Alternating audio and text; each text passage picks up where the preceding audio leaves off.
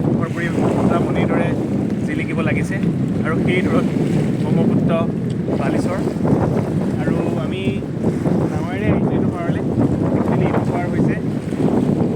আৰু এইটো পাৰ ব্যৱস্থা তেনেকৈ একো নাই আৰু সেইটো হৈছে নাৱৰ পৰা আহিছোঁ আৰু অলপতে বিশ্বনাথ এই ঘাটে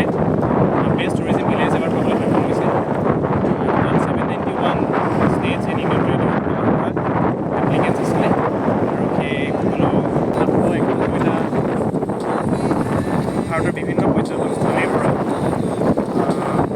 এপ্লাই কৰা হৈছিলে য'ত বেষ্ট টুৰিজিম ভিলেজ এবাৰ 2023 বিশ্বনাথ ঘাট আৰু এটা পশ্চিমবংগৰ কোনোবা এটা জেগাই পাবলৈ সক্ষম হৈছে নামটো মই পাহৰিছোঁ বিশ্বনাথ ঘাটে পাবলৈ সক্ষম হৈছে বেষ্ট টুৰিজিম ভিলেজ এবাৰ 2023 পাৰত আহিলোঁ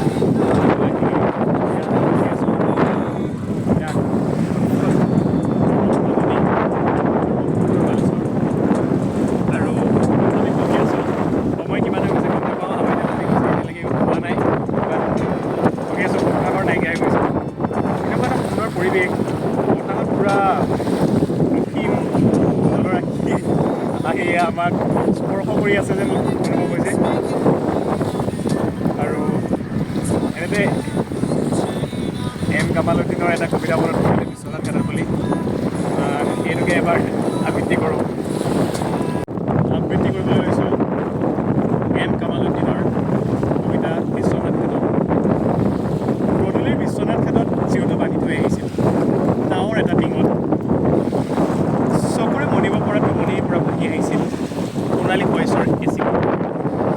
উষাৰ চেৰিকেৰে নেচা ফুটা তেজত জুপৰিব সময় ব তুলিব নীলা আকাশখনত বিশ্বনাথ ঘাটৰ সেই নিশীম শূন্যতা ভেটা দিব পাৰে ৰক্তাক্ত সেই এনেচা ফুটাই